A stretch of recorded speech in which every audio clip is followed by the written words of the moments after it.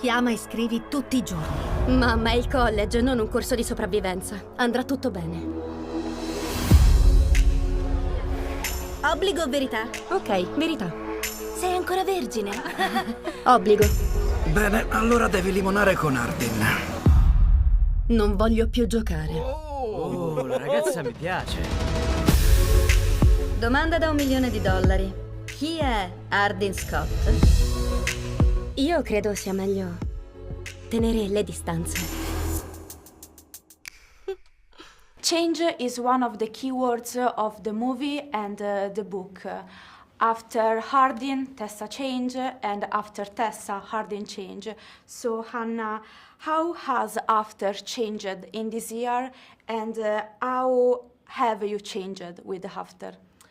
I don't really even know how I've changed. I feel like I should ask like my husband or my friends or something. I feel like I've definitely become more confident, I guess, and more like, hey, I'm an actual writer. I have like a grown-up job, but I feel like that's kind of, I don't know the other changes. Like I've learned more business-wise. There's a lot of like career changes for me and a lot of things that I didn't realize I was capable of that I've been luckily doing great at. That's not wood. And the first part was what? Was that wood? No. How has after changed, and how have you changed because of it? Thank you. After has changed. I mean, I feel like every year since it was published, it's kind of the readership grows, so it changes in that way, and then now there's a different version of it in the film. So yeah, I mean, it just, I guess expanding is the way it's changing. So, and you have a very strong fan base who has helped you in writing after. How do you think will react to changes of the movie? I think that there's going to be a lot of more support than not, but I think at first, of course, there's always, with every fan base, there's always the, why wasn't this line there, or why did that person do that instead of what they did in the book. But I feel like with this fan base, they luckily trust me in a way that I feel really grateful for. So I've seen them, even, you know, some people saw it in Lisbon already, and they've said, you know, even though there were things different, but they loved them all and they trusted me. And since I was so involved in the changes, I think most of them will love the film. And the essence of the story is still there very strongly. But of course, I'm very aware that there's going to be, I was that person with like Twilight. I was like, what do you mean this is different? So it's, yeah, I regret all of the complaints I did about adaptations over the years. At the beginning of the movie, Tessa was a naive and innocent girl, while at the end she becomes a woman. So I found it a very interesting evolution of the character, especially for a young girl. So what do you think about this evolution?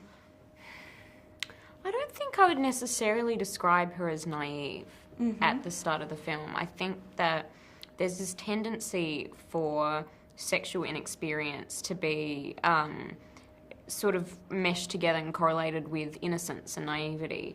But yeah, she is inexperienced and she is unsure about certain things, and yeah, it's through this coming of age experience and exploring her sexuality that I feel like she ultimately forms her identity, and it's just.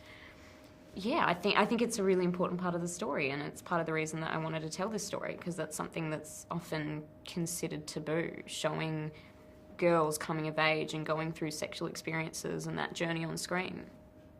Hardin is a very complex character. He is silent, reserved, and he looks like a bad guy, but I think he's just a broken person. And I love that he loves too much literature. So, did you find something in common with this character?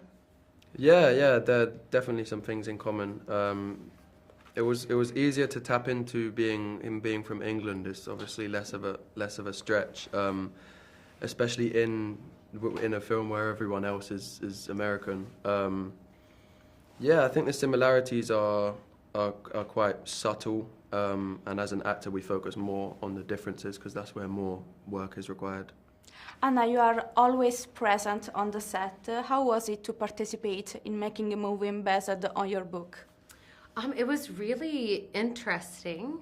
I learned a lot. I thought, before I got there, I thought I was just gonna like sit there and be there if somebody had a question, but not be as actively involved.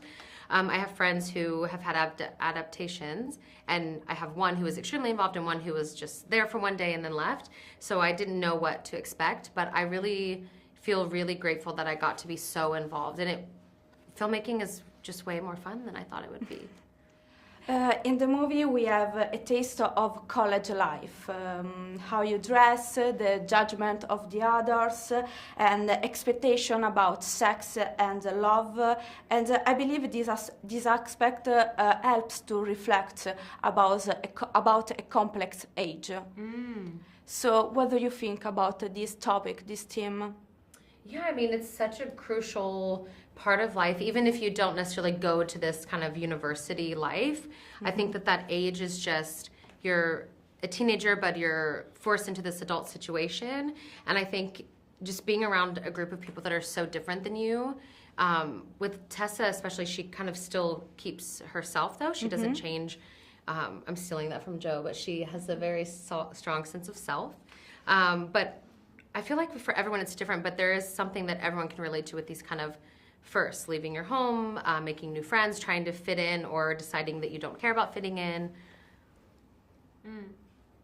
Yeah. Benvenuta nel mio posto preferito.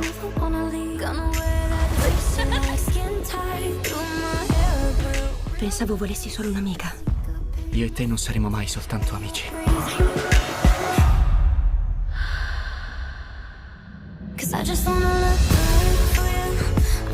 Penso sempre a te. Tu sei pazzesca. Niente potrà mai cambiare quello che provo per te. Stai attenta, Tessa. Che è successo? Riguarda Hardin. Stai per scoprire qualcosa, ma non è quello che pensi. Stai facendo un grande errore. Ti spezzerà il cuore.